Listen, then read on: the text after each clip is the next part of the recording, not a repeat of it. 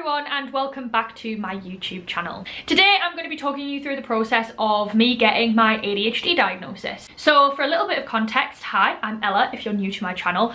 I talk about being an autistic queer person and I recently got my ADHD diagnosis, and I talked through in depth the process of me getting my autism diagnosis, which was a whole traumatic series of events. So if you want to go and watch that process, that's a two-part series on my channel from way back when. But I recently got my ADHD diagnosis, and for a little bit of context in that, I went private, but I was on the NHS waitlist for over a year. The way that a diagnosis works on the NHS is it goes through your local area, so based on what catchment you fall in with your postcode and your GP or whatever. And the way that it worked in my local area was that when you were on the wait list for something like ADHD, autism, or therapy within the area, you were put into like a mental health team who would like regularly ring you to make sure that you were okay, whether you needed help or things like that. They were fucking useless, okay? They, if anything, made me feel worse and made me feel so invalidated. When I was getting my autism diagnosis, it was mentioned to me that I should probably look at ADHD because there were certain things that I was talking about and certain things that I was doing that weren't necessarily related to autism, and that it could be explained by ADHD. It was never an in-depth conversation. It was just something that they mentioned to me like, hey, you're talking about this, but this doesn't necessarily relate to being autistic. So after I got my autism diagnosis, it was like a year later, I referred myself for an ADHD assessment, and I went through the process of talking to your GP about why you think you have ADHD, and then somebody else rings you who's a little bit more of like a specialist and knows what they're talking about, and they basically just talk through some very basic questions, and they will then decide to either refer you or not based off what you say. I was referred, and it was a very similar process to getting referred for an autism diagnosis. I had some horrible conversations with those people. When I was waiting for my autism diagnosis, I tried to get a referral for an ADHD assessment at the same time, and they told me once you've got one you don't need the other. Around about 2-3 weeks ago, I got a phone call from this team, and they said, hey, we're just having a team doing like an audit around all of the people waiting for a referral, and we don't understand why you're waiting for an ADHD assessment. And I was like, oh, like I referred myself. And they went, why? And I said, because when I was waiting for my autism assessment, like it was mentioned to me that I should maybe look at ADHD, and to be honest, like I do think I have ADHD. And they were like, there's nothing in your autism report to indicate that you have ADHD. And I was like, well, it was mentioned to me. And they went, well, there's nothing in your autism diagnostic report to suggest you've got ADHD. And I said, would there be though?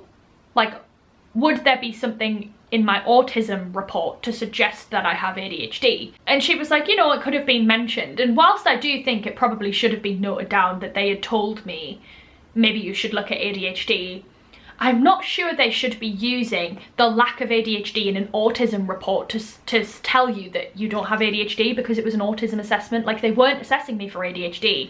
And I had the initial sort of phone call assessment to then refer me, and they thought that, you know, there was enough evidence there to put me on the wait list for an ADHD assessment. So I was very confused as to what they were saying. And I said, you know, out of interest, at the end of this conversation, could you remove me from the waitlist because you've looked at my autism diagnosis and gone, maybe this person shouldn't get diagnosed?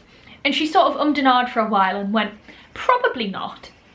And I was just like, I cannot believe that I can be on a waitlist for over a year, have an initial assessment essentially, then refer me because they think there's enough evidence to have ADHD. Like, I can go through all of that, and at the end of it, they can then look at my autism report and decide that maybe I shouldn't be on the wait list. And I just simply said to her, I was like, I'm going private and I'm probably getting my diagnosis next week. So this is like, you can just discharge me now. That conversation probably doesn't sound too bad, but I had countless interactions with that team whilst I was waiting for my autism assessment that were horrible. You know, insinuating that I wasn't autistic because I had a degree, telling me things like you can't have ADHD if you've got autism because they're basically the same thing, which they are not. Like, they are completely separate things and you can have one without the other. They're just very commonly comorbid. So I decided to go private, and I have gone with a private clinic that works in the northeast. So it's in my local area. And basically how it happened was I went to an event in Newcastle for an ADHD podcast, and they had a load of stalls of sort of local neurodivergent ran businesses, services and things like that. And one of the stalls was ran by this woman who was a clinician at a brand new place that was giving out ADHD and ASD diagnoses. You know what I mean. I got chatting to her and I was like, so you do private ADHD diagnoses? I don't know, you know what I mean. It turns out that they were brand new. They were only starting up that week when I met her, so they had no wait list. They weren't taking NHS contracts, so they wouldn't be getting, you know, a whole load of NHS patients coming to get a diagnosis. So I set up a meeting for my initial assessment that week. And I would like to add, it was a private diagnosis, so I did pay for it. And it was £150 a session, which in the grand scheme of things is a very cheap diagnosis when it comes to getting a private diagnosis, because some are like over £1,000. If you go to Psychiatry UK, I think there's something like £800. But a lot of the time, if you're going to a private clinician who runs their own clinic, you're going to pay over £1,000, if not 2, 3, 4k. And this was in June, I believe. It was sometime in June. I had my initial conversation with her, which was an hour-long chat. It was basically her getting to know me, talking about, you know, why I think I have ADHD, talking through the struggles that I have. She basically had to assess whether, you know, I was at risk of, you know, mental health issues or other things, whether she thought that it was the right thing to do. And she basically writes up a big report of sort of like your strengths, the things that you struggle with, whether she's noticed ADHD in you or not. And it's a report that you can then take to an employer, your university, things like that, or your GP to then get like a NHS assessment or things like that. It was essentially a report that wasn't a diagnosis, but it could help you get the support that you need without a diagnosis while you're waiting for an official diagnosis. And I found it very beneficial, even just that far along, because she wrote things about like my character and sort of like the things that she'd noticed about me and my strengths. And sometimes it's just nice to have that, like it's very affirming. Sometimes it's just nice to have somebody notice those things about you. So that was great. And then you can then choose from there based off her report, because at the end it would say, you know, I recommend going for a diagnosis, or, you know, I think you'd be fine without one, or things like that. You can then choose to move forward with the sort of official assessment process. That is where your childhood and sort of like your parents / guardians come in to provide information. And I would like to add that my process of doing that was very simple, because I already had my autism report, and there was a section of my autism report that was all about like my childhood, my upbringing and my parents' perspective on sort of like how I was raised, my strengths, how fast I like grew up and things like that.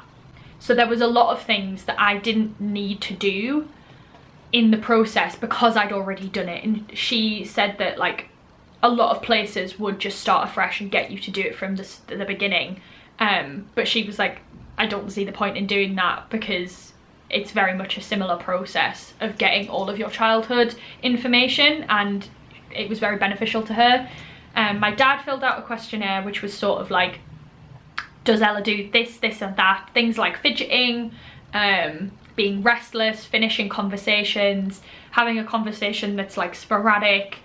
Did Ella struggle with homework? Did Ella struggle with completing tasks? Did Ella struggle with like having too many things on the go at once, focusing, things like that? And my dad just had to like fill in this questionnaire. And then there was another one which was to do with sort of like my mum's pregnancy, which again, there was a lot of that within my autism report, so I just sent that off to her and she took out the information that she needed. So if you already have, you know, a mental health assessment or a report from something like getting an autism diagnosis, it can be very beneficial when it comes to getting an ADHD diagnosis because it can streamline the process. And then from that, I then booked in my official assessment. And this assessment was the most casual, like, non-clinical process ever, because my autism one was horrible. It was like he sat down with a booklet and was like, tell me about this. Whereas this ADHD one, she got the information from me by talking about a day in my life, by being like, we're going to talk about your life from the minute you wake up to the minute you go to bed, and the things that you do, the things that you struggle with, where your brain goes, and everything that goes on. It basically allowed her to see, you know, where I struggle, where my brain goes wandering, like how I process things, how I struggle with things in an ADHD related way. So she would talk about like my morning routine and whether I had a set morning routine or sometimes my thoughts would stray and things like that. Going to work, what I do at work, how I struggle there, the things like, and the way that my head would like wander. And then she'd pick up on things that I would say, and that would allow her to fill in this assessment. I found that far easier than any process I'd had before in terms of like trying to get an ADHD assessment or getting my autism diagnosis. It felt very led by me, whereas when I was getting my autism assessment, it was sort of like, you don't understand yourself, we're not going to bother asking you, things like that. I felt very held, I felt very affirmed. It was very much like a, I trust that you understand what you're saying, which is how it should be. And the thing is, like, I think I was very aware that I had ADHD before I got my diagnosis, so I kind of knew what I should be saying, and the things that she needed to hear. But it was very interesting because I think when you go through those processes, you then learn a lot about yourself. There was a lot of things that she asked about where I answered and then I went, huh, I actually hadn't noticed that, but that's so true. And that was an hour-long assessment. So up until this point, my assessment had been £300, 150 for the first hour, 150 for the second hour, and that was that. She then goes away and fills out a report using that assessment, what my dad had said, the information about my mum's pregnancy and everything that I had said.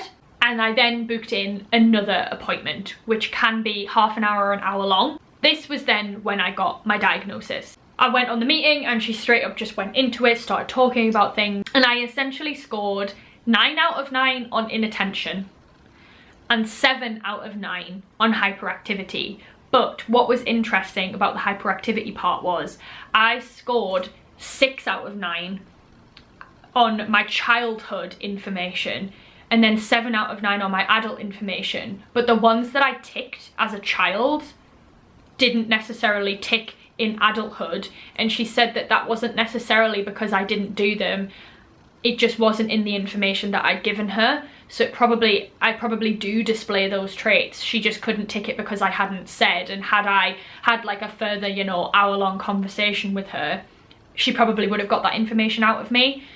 So I probably did score 9 out of 9 on both of them, but 9 out of 9 and 7 out of 9 is enough to be diagnosed with ADHD. So that was that. I got my diagnosis through that, and then we basically just talked about, you know, whether I wanted medication, what the pros and cons of that were, whether I, you know, needed further support, how I was feeling, what I could do then. So up until that point, it had cost me £450. However, 75 of that wasn't necessarily used, and I can use that to have like a half an hour meeting to talk about getting medication. So overall, my assessment and getting my diagnosis really cost me £375, which is obviously a lot of money, and I'm not dismissing that, but in the grand scheme of getting a private ADHD or autism diagnosis, that's fucking cheap. That's really, really cheap. Yeah, I decided to go private because I did get my PIP.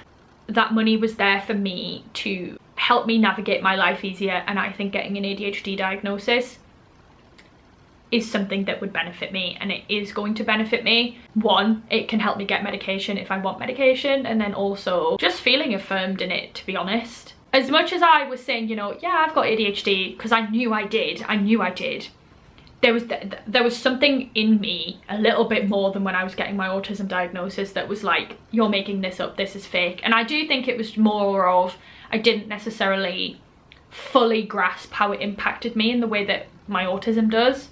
But yeah, it was very, very affirming. I will say I am struggling with it more than getting my autism diagnosis. I think it's the combination of the two now, knowing that I have two diagnosed.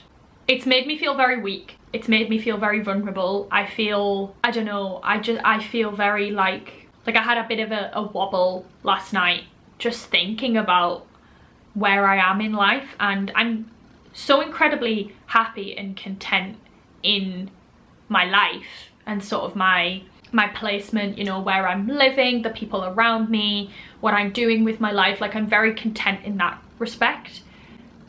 But there's just a part of me that is like, I feel so weak and so vulnerable, and so, I don't know, I guess coming to terms with being a disabled person it's really hard. And I think there's something about being clinically diagnosed that comes with such a weight, and like, you can't ignore the things that it impacts and how it affects you. And yeah, so questions from you guys. How long did you know / suspect you had ADHD? This is a hard one for me because I've been in denial about ADHD for a really long time. Was convinced that I didn't have it when I was first going for my autism assessment, even though there were parts of being autistic that didn't feel quite like they fit with me, and I now know that they are like my ADHD traits that sort of combat autistic traits. I went for my referral last year. What year is it? I got my autism diagnosis last May.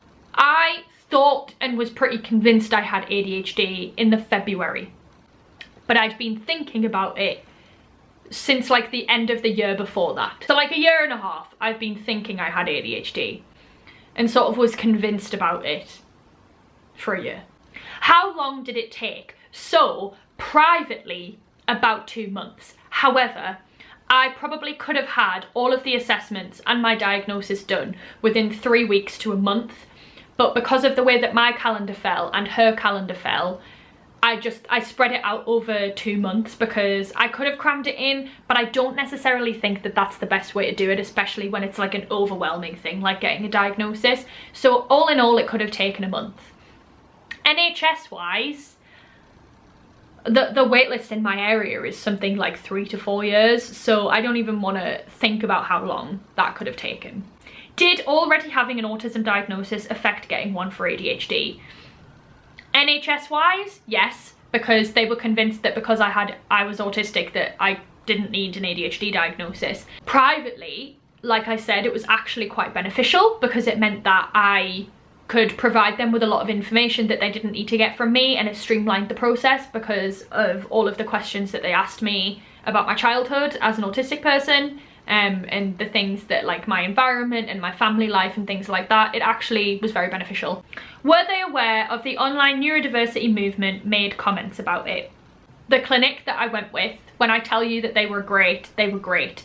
They are basically all neurodivergent themselves in different ways, and we even talked about, you know, my presence on social media and the things that I do, and they were very aware and also critical of like the awful narrative of ADHD in the media at the moment. Like, they were very aware and very healthy. I had very healthy conversations with them about, you know, self-diagnosis and things like that. Like, I felt very affirmed by what they were saying. I didn't feel dismissed. I felt very much like they understood and grasped the nuance of what it meant to have ADHD, be autistic, things like that. Like, it was a very healthy conversation. Had I had a bad conversation with them, I wouldn't have gone with them.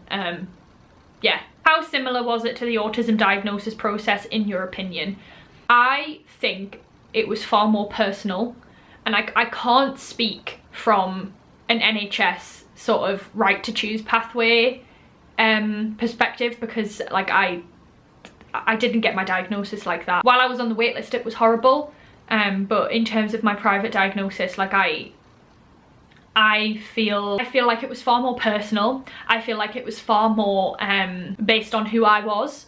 I feel like it was far more based on sort of like the individual needs of a person and how you navigate your life, and not just seeing it as this piece of like clinical jargon or a diagnosis on paper, rather than understanding how it impacts people individually. Like my autism assessment was very much, here's a booklet of questions and I'm going to ask you them word for word, and we're not going to discuss the nuance or how like you act as a human being.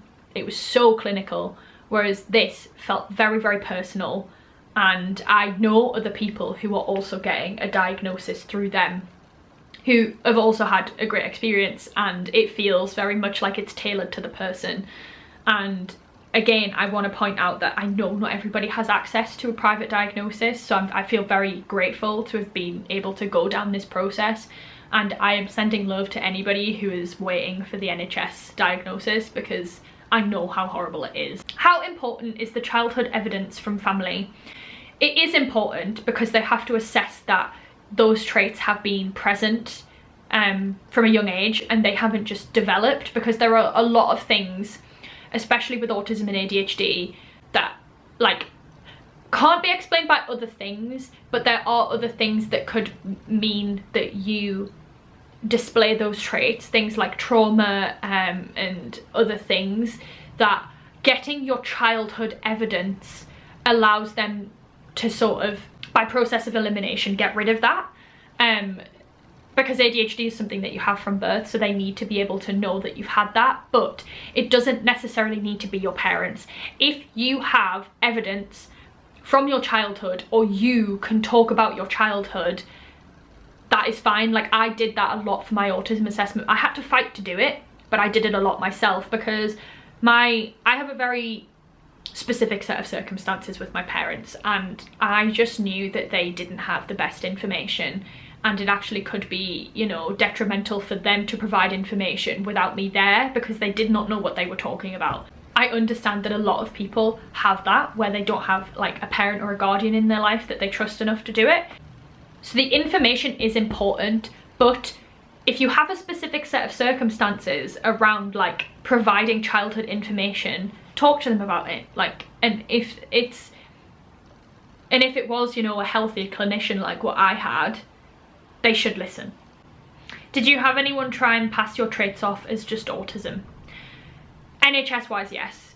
They tried to convince me that they were the same thing, and autism and ADHD are not the same thing. They are completely separate things. Getting my private diagnosis, no. If anything, we had a very open conversation around like, you don't necessarily display these ADHD traits, however, that can be explained by the fact that you are also autistic, you know.